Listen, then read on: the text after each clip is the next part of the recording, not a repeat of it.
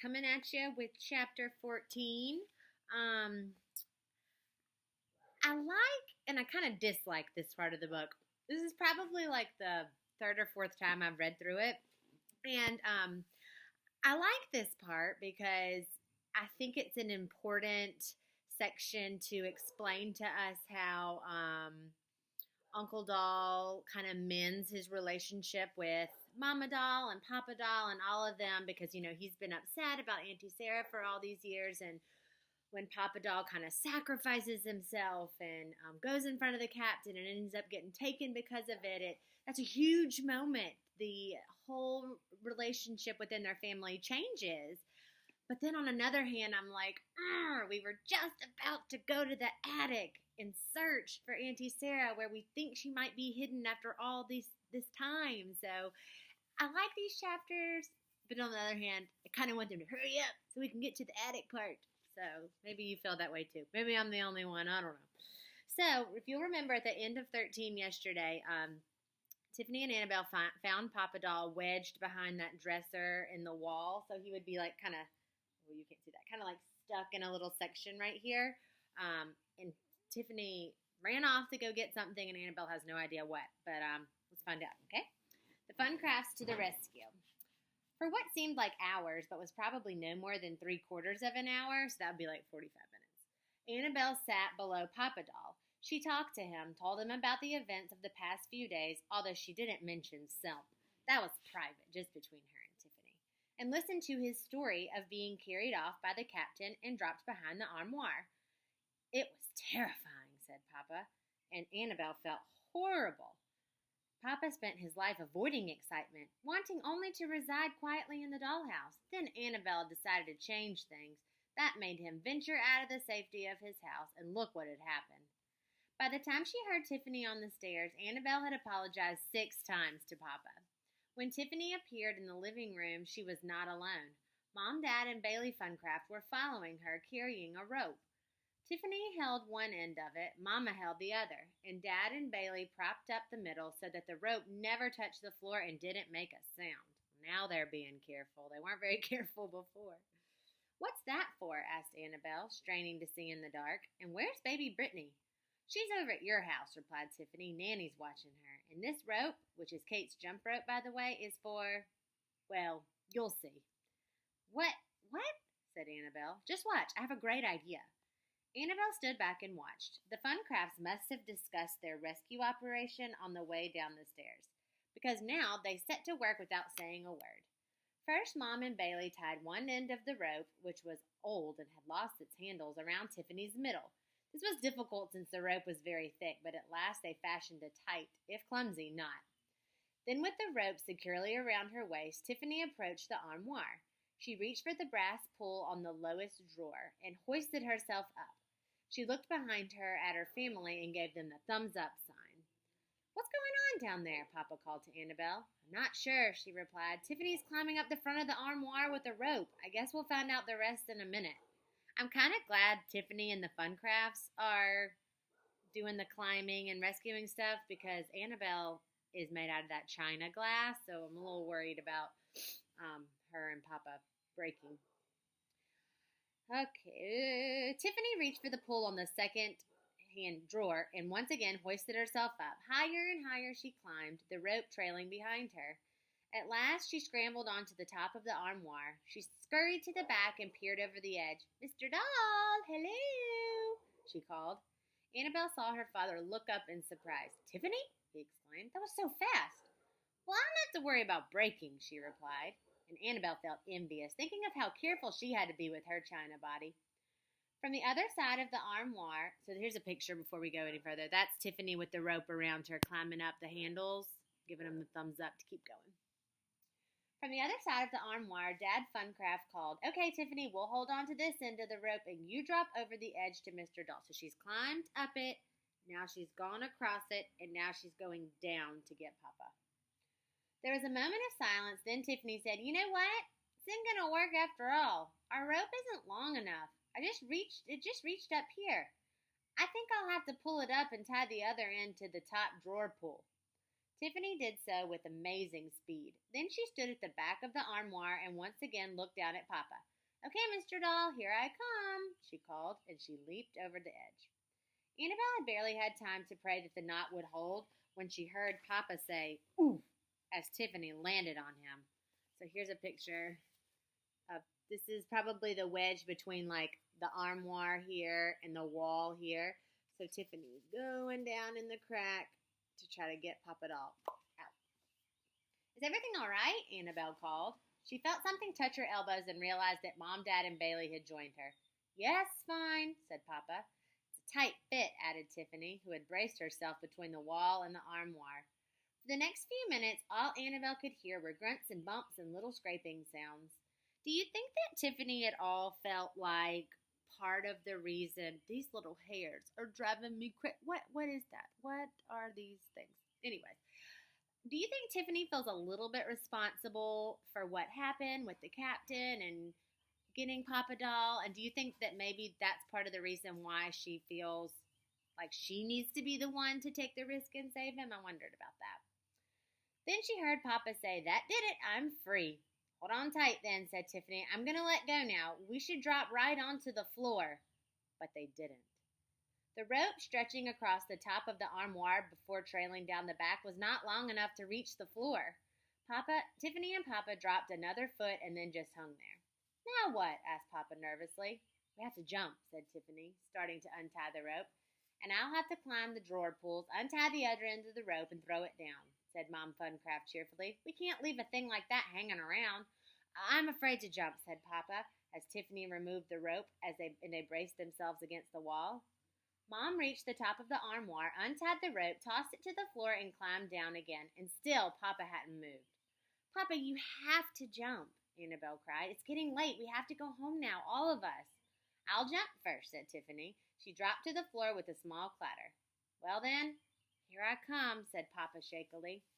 Annabelle heard the crack when he landed. "I've broken my leg," said Papa. Annabelle and the Funcrafts didn't waste another second. They ran to Papa and dragged him to the front of the armoire. Annabelle was just thinking that they were being awfully noisy when she heard the pad, pad, pad of the captain. So there's them running after Papa and the captain. "Danger, danger," cried Annabelle. The dolls scattered except for Papa, who couldn't stand up. In an instant, he was clamped between the captain's jaws once again. And the captain trotted off, looking smug. "Help!" cried Papa. "Follow them," cried Dad. Annabelle and the Funcrafts ran after the captain, but skidded to a halt when they saw a pair of feet in fuzzy slippers approach. "Hide!" hissed Annabelle. She and the Funcrafts dove behind a chair. Annabelle peered out. "Captain!" exclaimed a startled voice. The feet belonged to Grandma Catherine, who turned on a light. "What have you got in your mouth?" "What? It's Papa Doll, naughty kitty." "Mother, is everything all right?" Now Mrs. Palmer appeared, walking sleepily down the stairs. "What's going on?" "Oh, I couldn't sleep, and I was going to the kitchen for some tea," began Grandma Catherine, "when I nearly bumped into the captain, who was running around with this in his mouth." She held up Papa. Mrs. Palmer scowled. "All right, I believe the captain will have to stay downstairs at night. No more sleeping in Kate's room, at least for a while." "Yes," exclaimed Annabelle silently. Mrs. Palmer and Grandma Catherine examined Papa under the lamp. "Oh, look, his leg's cracked," said Mrs. Palmer. "I can fix it, though," said Grandma Catherine. "All it needs is a little glue. I'll do it tomorrow and put Papa back in the dollhouse while Kate's in school. She won't even know what happened." Annabelle and the Funcrafts remained motionless behind the chair until the Palmers' house was quiet again. Annabelle was jubilant. The captain had been shut in the kitchen, and he wouldn't roam the second floor at night. At least not for a while, she suspected. Better yet, Papa would be returned to the dollhouse the very next day. That all kind of worked out pretty well, didn't it? The dolls began to climb up the stairs. Annabelle and Tiffany hung back. They pulled each other up the steps while Mom, Dad, and Bailey scurried ahead of them. "What made you think of the rope?" Annabelle asked, impressed. "It just came to me," Tiffany replied. "It was a great idea." Annabelle paused. "I don't know how Papa would have gotten down without you." "You were the one who figured out how to look for him," Tiffany pointed out. "That was brilliant." Annabelle grinned, but then she added it almost didn't work. But in the end, it did. That's what counts. So there's Tiffany and Annabelle helping each other up those big old steps. When they reached the top of the stairs, Annabelle and the Funcrafts ran to Kate's room, climbed the stool, and told the dolls the wonderful news. Bobby asked a dozen questions. Nanny put her hand over her heart, and Mama nearly fainted again. He'll be home tomorrow? Mama kept saying. That's what Grandma Catherine said, Annabelle reported. Dad Funcraft looked across Kate's room at her clock. We better leave, he said. The Palmers will be getting up soon. Well, we'll come visit you, Mama promised. Now that we won't have to worry about the captain, we'll come as soon as Papa's back and his leg is dried. We can have a celebration. Mama, can I walk Tiffany home? Asked Annabelle. Just as far as Kate's door, Mama replied. Annabelle put her hand in Tiffany's. Let's go, she said. At the doorway, Tiffany told her family to go home ahead of her. I'll be right there, I promise. I promise. I just want to talk to Annabelle for a second. When Annabelle and Tiffany were standing in the shadows by Kate's door, Tiffany said, Selp did a pretty good job. This assignment was a success, Annabelle agreed proudly. Now it's time to go back to our first assignment. Auntie Sarah? Asked Annabelle. Auntie Sarah. Annabelle nodded solemnly. She and Tiffany put their hands on each other's shoulders. United for Selp, they said. Tiffany turned to leave them, but Annabelle caught her hand. There's one other thing, she whispered. We have to find out who's been writing in Auntie Sarah's journal. Annabelle didn't have a chance to look at the journal until the next night after she left Tiffany, and then she had just barely returned to the dollhouse before Kate's alarm clock went off.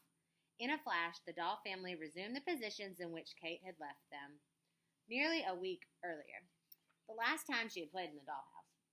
They were still in them when, not long after Kate had left for school, Annabelle heard footsteps on the stairs. Moments later, Grandma Catherine entered Kate's room with Papa Doll cradled gently in her hands. Annabelle didn't move, but she lowered her eyes ever so slightly for a better view. Well, now, Grandma Catherine said as she stood before the dollhouse, what an adventure you had, Papa. Your legs should be good as new very quickly, though. Grandma Catherine placed Papa on the couch in the parlor, and then she left Kate's room. Annabelle listened for her footsteps. She heard them pad down the hallway, then creak down the stairs, and when she was fairly certain that Grandma Catherine had reached the bottom step, she cried softly, Papa! And Mama murmured, Is your leg truly all right? Annabelle could not help herself. She leaped up and ran for the stairs, pulling Bobby behind her. It'll just be for a few minutes, she called over her shoulder before Nanny could protest. She needn't have bothered. Nanny followed her down the stairs. Uncle Doll hurried out of his room. Everyone except Baby Betsy, who was asleep, gathered around Papa.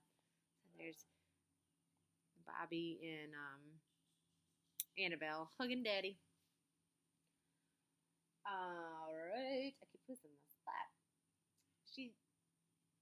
He stood up to show the dolls his leg was fine, or nearly. It needed to dry a little bit longer. Mama hugged him. Nanny kissed his cheek. Annabelle and Bobby hugged him. Then Uncle Doll held out his hand and shook Papa Doll's. I'm sorry, he said. I apologize. I apologize, too. I think we both said some things we didn't mean. We had a disagreement, said Uncle Doll. Papa glanced around across the room at the Barbie camper. Are you, he started to say. No, Uncle Doll interrupted him. I moved back home again. I miss my room, and Barbie's furniture isn't terribly comfortable. I can see that. Bobby stepped forward and touched the leg of Papa's pants. Can I see the crack? He asked. Bobby, exclaimed Nanny. But Papa lifted the leg of his trousers and pointed out the crack. It was no thicker than a hair. A wave of relief washed over Annabelle. After a few more hugs, and after Papa had described 4 times how it felt to be clamped between a cat's jaws, and after he told the tale of his adventures from his capture to his rescue, Mama said, Well, I suppose we should return to... Oh, please tell us about the captain's teeth one more time. Please, begged Bobby. Tonight, Papa promised, and the dolls returned to their positions. All right, so Papa Doll's home. He's safe. Grandma Catherine and Kate's mom came to the rescue. We got the captain locked up downstairs, so we got the perfect situation. Everything's lining up for Annabelle and Tiffany to head up to the attic. And chapter 15 tomorrow is called Into the Attic. I'm so excited. I believe this book has 19 chapters, so we are getting super close to the end. Hope you guys have a great day. If you haven't checked out the word search on Seesaw, go check it out. And I'll see you guys tomorrow. Bye.